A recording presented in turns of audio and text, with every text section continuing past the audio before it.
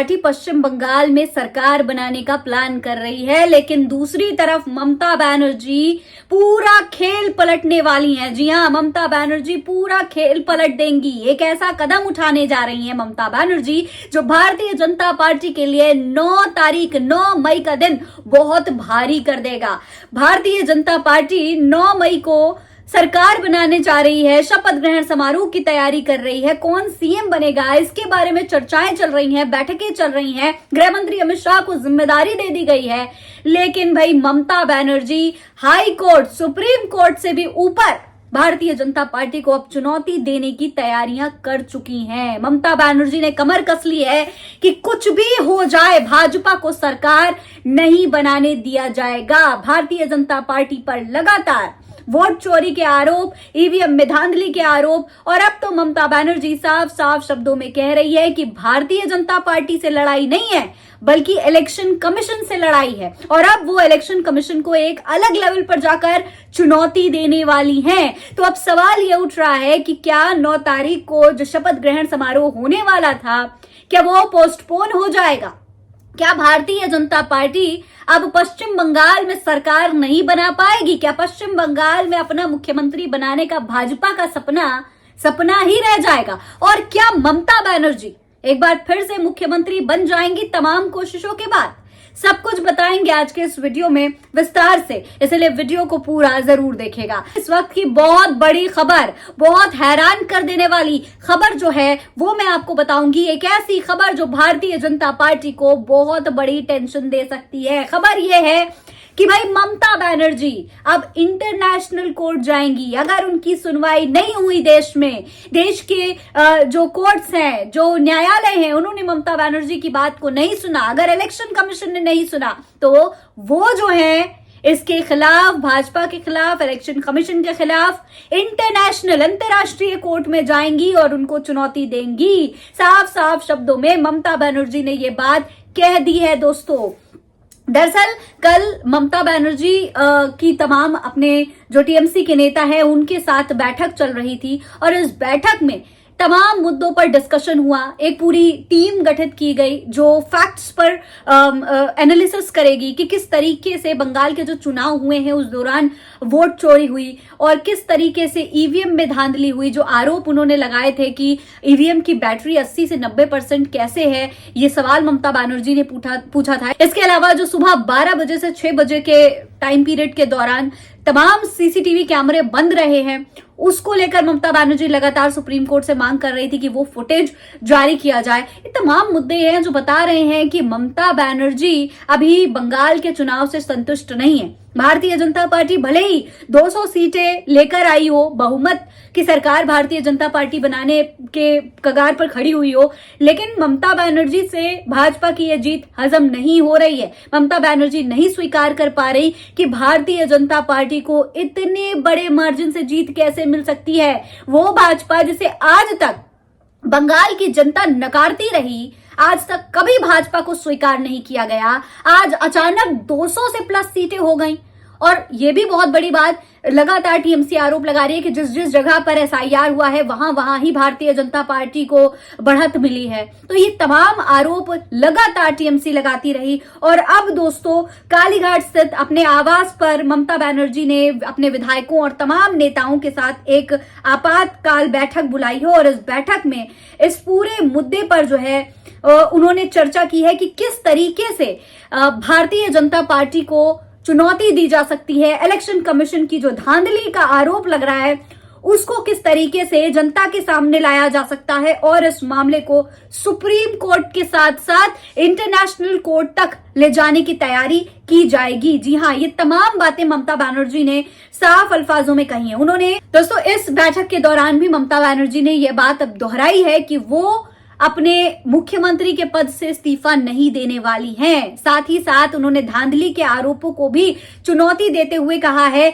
कि वो चाहें तो मुझे हटा दें, राष्ट्रपति शासन लगाना है तो भी लगा दें, लेकिन मैं हार मानने वालों में से नहीं हूं। उन्होंने चुनावी नतीजों को धांधली करार देते हुए इसे सुप्रीम कोर्ट और जरूरत पड़े तो इंटरनेशनल कोर्ट यानी अंतर्राष्ट्रीय कोर्ट में चुनौती देने का ऐलान कर दिया है।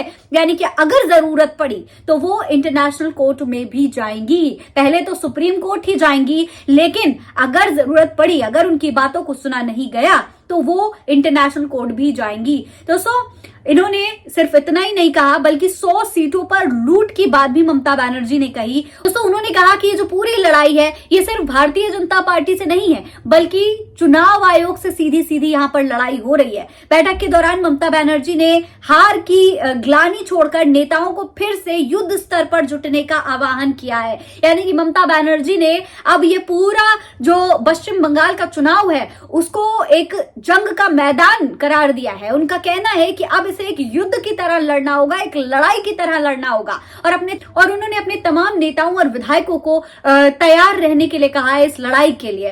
दोस्तों, ममता बनर्जी ने दावा किया है कि भाजपा को कम से कम 100 सीटों पर धांधली करके जिताया गया है। उन्होंने ईवीएम की पारदर्शिता पर भी सवाल उठाए हैं। यानी कि ममता बनर्जी ने ईवीएम की पारदर्शिता पर एक बार फिर से इस बैठक के दौरान भी तमाम सवाल उठाए और अपने नेताओं के सामने कुछ ऐसे सबूत दिखाए जो वो सुप्रीम कोर्ट के साथ साथ अगर जरूरत पड़ी तो इंटरनेशनल कोर्ट में भी दिखाएंगी। दोस्तों, आयोग पर भी ममता बनर्जी ने निशाना साधा है और फैक्ट फाइंडिंग टीम भी बनाई है। ये भी इस बैठक की बहुत अहम बात थी जिस पर चर्चा हुई। देखिए, ममता बनर्जी ने कहा कि उनकी लड़ाई भाजपा से नहीं बल्कि चुनाव आयोग से है। उन्होंने आरोप लगाया कि आयोग की मदद से ही जनादेश को लूट लिया गया है। अगले सप्ताह राज्य के विभिन्न हिस्सों में टीएमसी की फैक्ट फाइंडिंग टीमें भेजी जाएंगी जो हार के असली कारणों और गड़बड़ी की जांच करेंगी।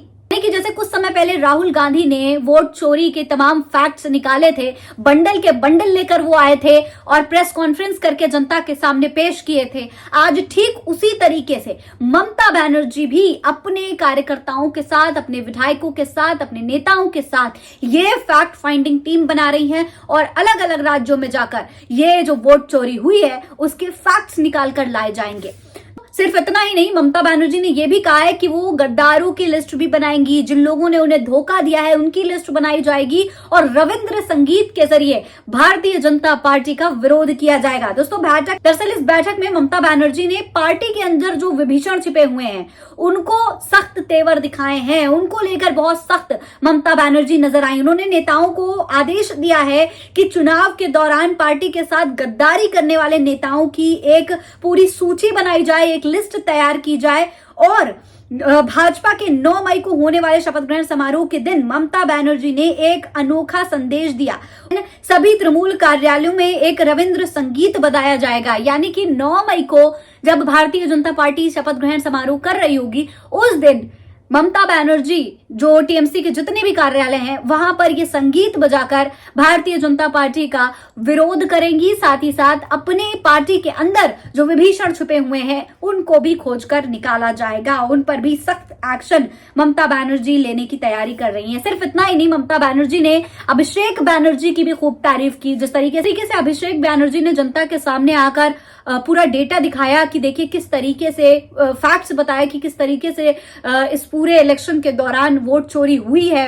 उन्होंने ये भी कहा था कि अगर इलेक्शन कमीशन सुबह 12 बजे से 6 बजे तक का सीसीटीवी फुटेज जारी कर देता है तो हम जनादेश स्वीकार कर लेंगे। फिर चाहे टीएमसी को 100 सीटें मिले, चाहे 50 सीटें मिले, चाहे 2 सीटें मिले या 0 सीटें मिले, वो जनादेश स्वीकार कर लेंगे। लेकिन उससे पहले चुनाव आयोग को डेटा दिखाना पड़ेगा, सीसीटीवी फुटेज दिखाना पड़ेगा, जिससे कि ये क्लियर हो पाए किसी तरीके की वोट चोरी हुई है या नहीं। इस बात को लेकर ममता बनर्जी ने अभिषेक बनर्जी की तारीफ की है। ममता बनर्जी ने कठिन समय में अभिषेक बनर्जी की मेहनत को सराहा और उन्हें पूरी टीम के साथ सम्मानित किया। अभिषेक ने भी साफ किया है कि दीदी पार्टी संभालेंगी और मैं साय की तरह उनके साथ खड़ा रहूंगा। यानी कि अब जब ये पूरा मामला इंटरनेशनल कोर्ट में जाएगा तो अभिषेक बनर्जी और ममता बनर्जी इस पूरे प्रक्रिया के दौरान साथ रहेंगे और इलेक्शन कमीशन को खुली चुनौती देंगे।